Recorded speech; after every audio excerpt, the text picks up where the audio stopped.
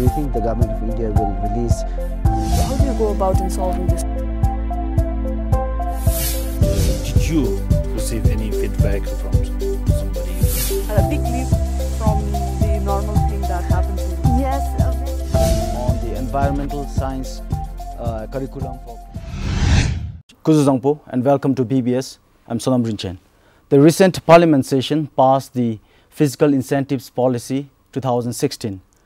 However, the opposition, the National Council and some observers, especially political parties, were not very happy with the way the business was conducted by the government.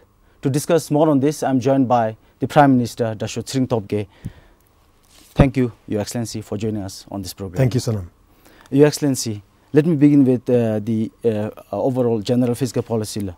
What were some of the reasons for coming up with the revised fiscal policy 2016 law?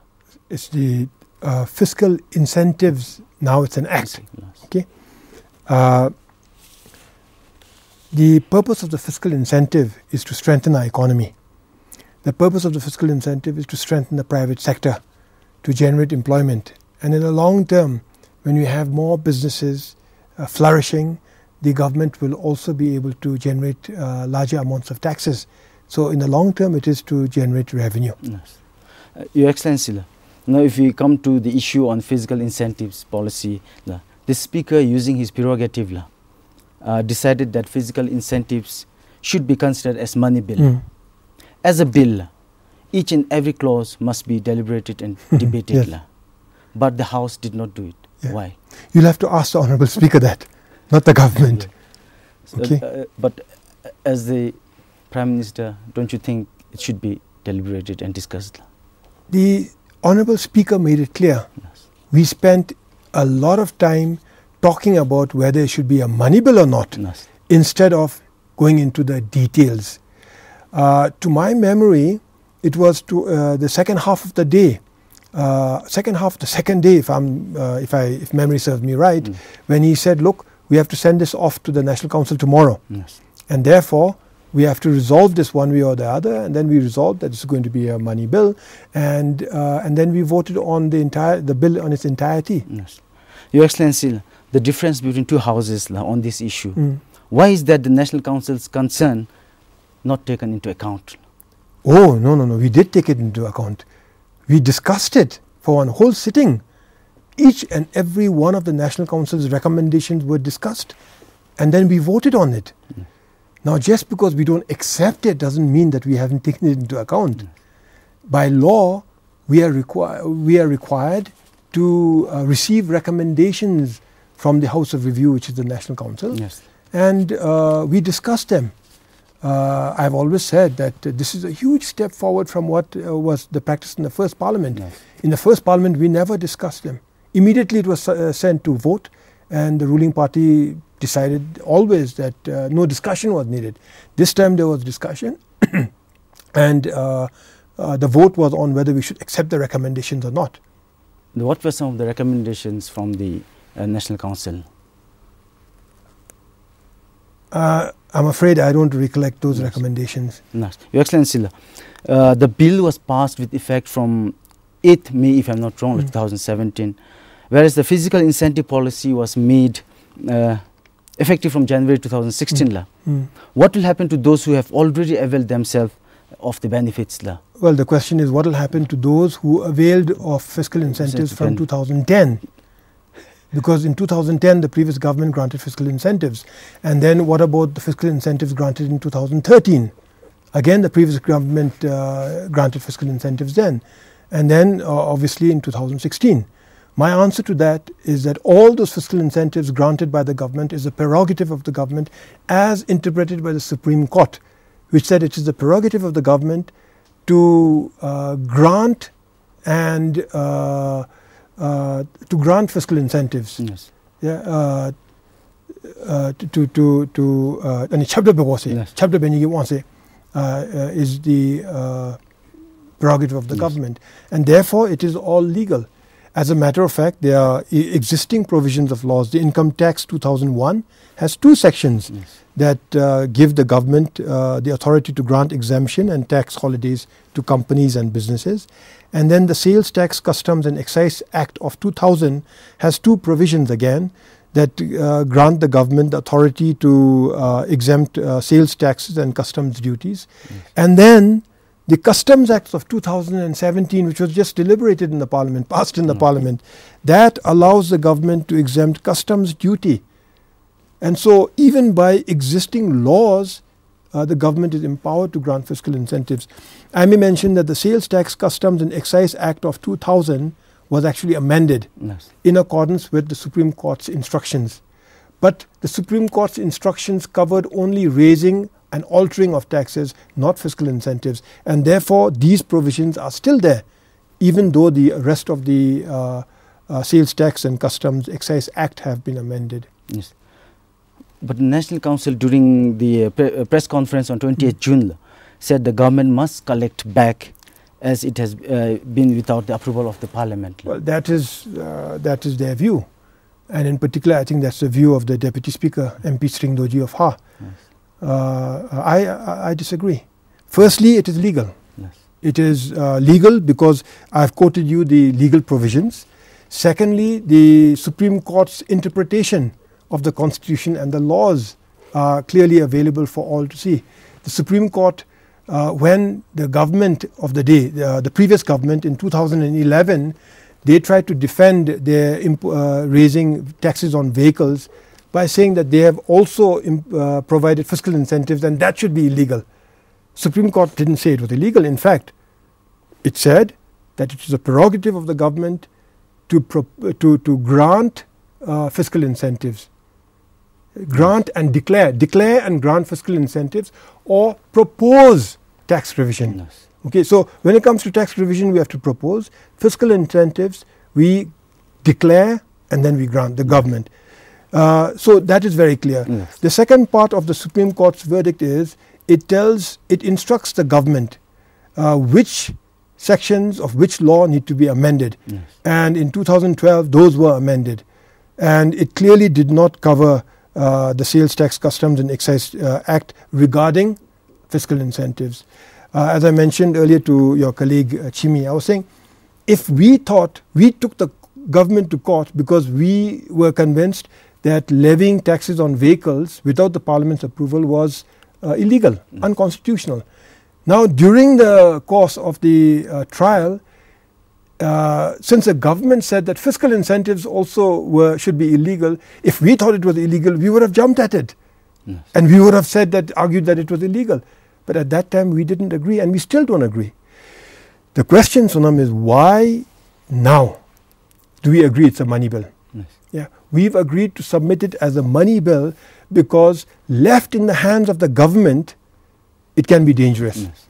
And we know it's dangerous because in 2013, on 17th of April 2013, the earlier government declared fiscal incentives. This was 3 days before they resigned. Their term was over and they resigned in April 20th. Now, among the fiscal incentives that were declared at that time were for the hotels. Yes. And 94 hotels benefited. Yes. On average, they benefited about 2 million niltrams per hotel. I'm coming to that point. It can be dangerous. Sorry to interrupt you. Don't you think it is important for the government to review who has benefited from the most on fiscal incentives? Once fiscal incentives are granted legally, yes. The government has authority.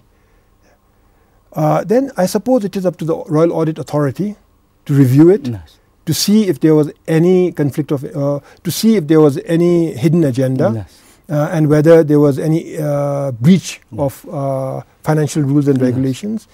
I would suppose it may be up to the Anti-Corruption Commission also to see if there was any policy corruption. Yes. But like I said earlier, in a span of 2 years and 8 months, yes. 94 hotels benefited to the tune of 186 million. It just so happens that one hotel benefited to the tune of 76.9 million, almost 77 million niltrams, one hotel. Yes. And The other hotels that benefited, 12.1 million, 8.3 million, and many were in the lakhs only. Now, 76.9 million, the hotel is Bhutan Hotels, and which is now Le Méridien. Yes. Coincidentally, belongs to the daughter of the MP of South Thimphu, Ishijimba. Now, it could be coincidental. Yeah. Yeah, I would say it's coincidental, but the coincidence is a bit too stark. Because in 2 years and 8 months, this one hotel has benefited 76.9 million in terms of tax and fiscal incentives. This alone has made our government concerned. You asked if we review it. Because we reviewed this, and I'm giving you this information because the opposition party wants us to, says it's illegal and wants us to collect the taxes foregone.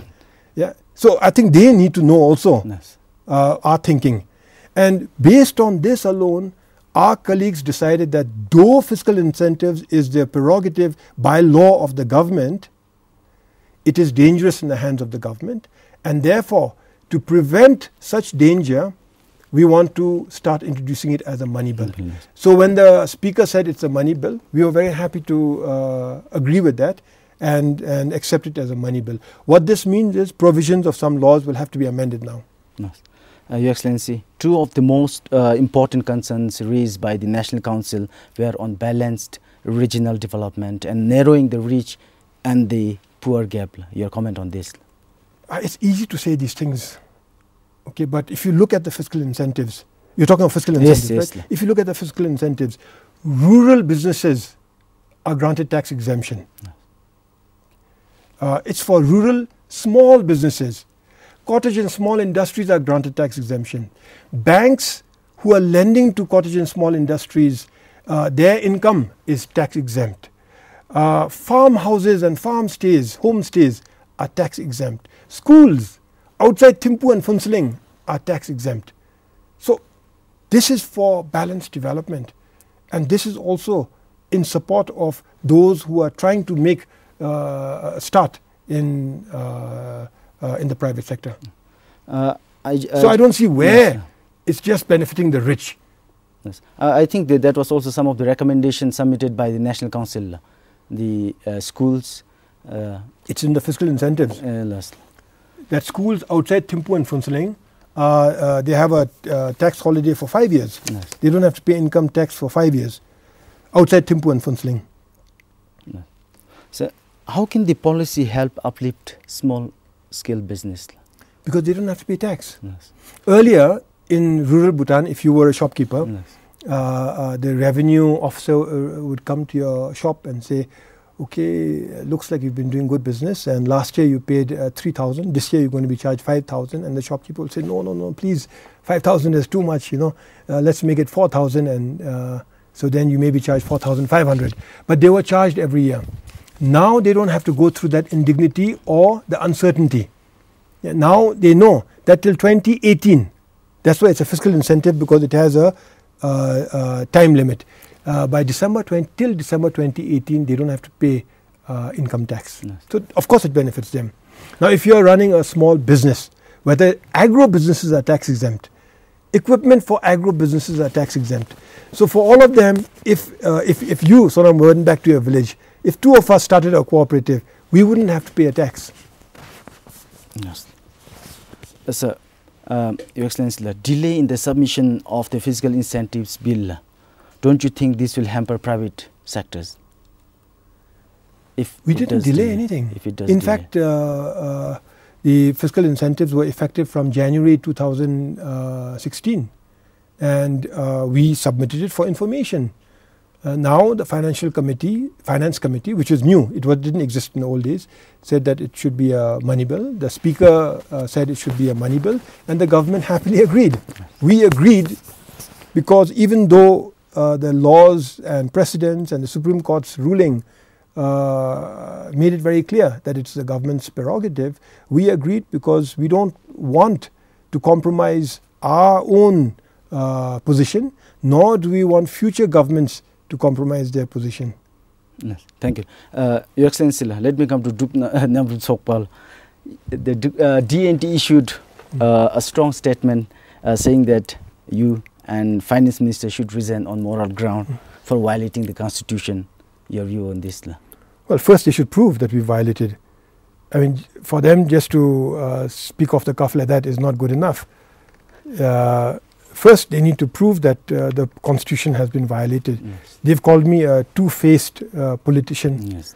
I don't see where the I have a big face, okay, but I don't see two faces there. And when I was in opposition, I defended the Constitution.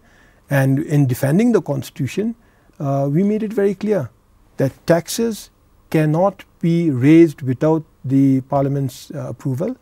And when the issue of fiscal incentives came, we never said fiscal incentives are illegal. And so our stand then and our stand now is the same. The only difference is, having learned and having seen what we know now, what the previous government did 3 days before they resigned, we think that it's a good idea now to make it into, to take the powers away from the government. Remember, the ruling party will always have a majority in the National Assembly. So the ruling party will always get the fiscal incentive bill as a money bill through. Yes. Because the ruling party always has the votes. But what it does is it allows transparency. It allows people to see what was being discussed. Nobody knew what happened in April 2013. My final question, timing of the policy, fiscal incentives policy. People say the policy is being implemented closer to 2018. What do you have to say on this? It started in 2016. Okay. And 2018, the vote is in October. It's a good year and a half away. I know some of us have no other work but to get prepared for the elections, and I wish them well. But we have 1 year and 1 month of service in office left.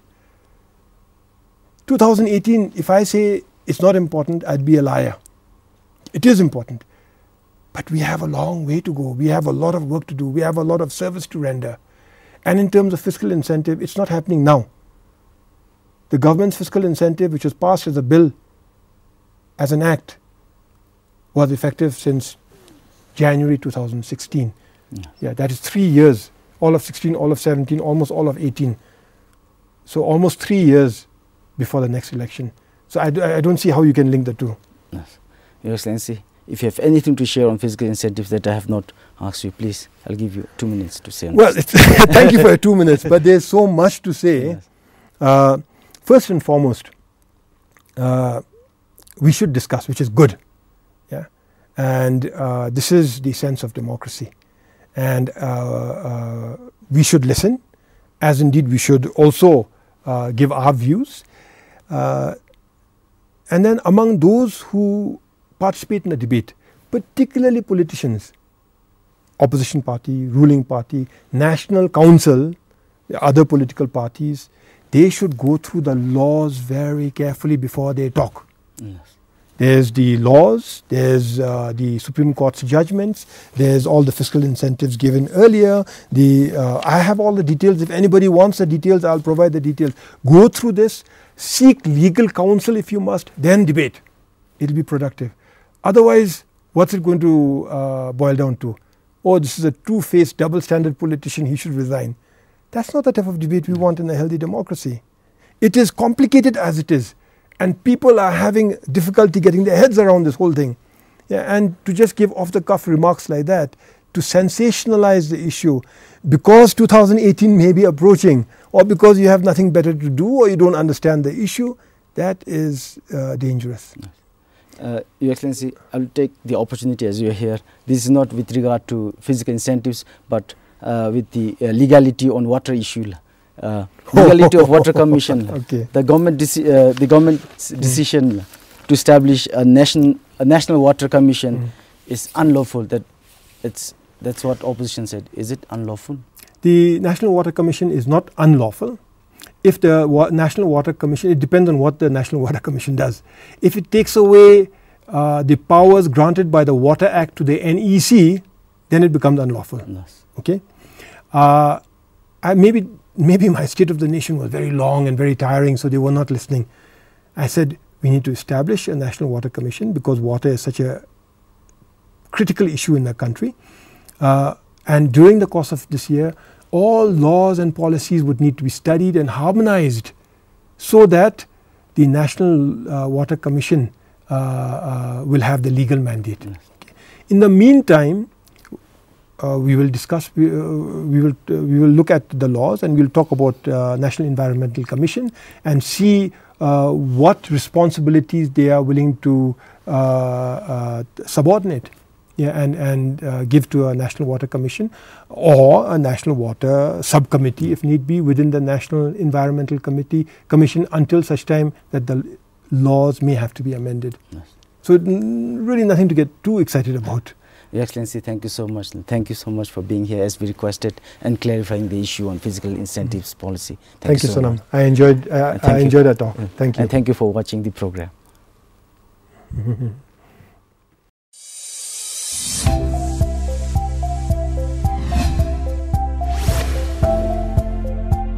So do you think the government of India will release? How do you go about in solving this? Did you receive any feedback from somebody? A big leap from the normal thing that happened to you. Yes. On the environmental science curriculum for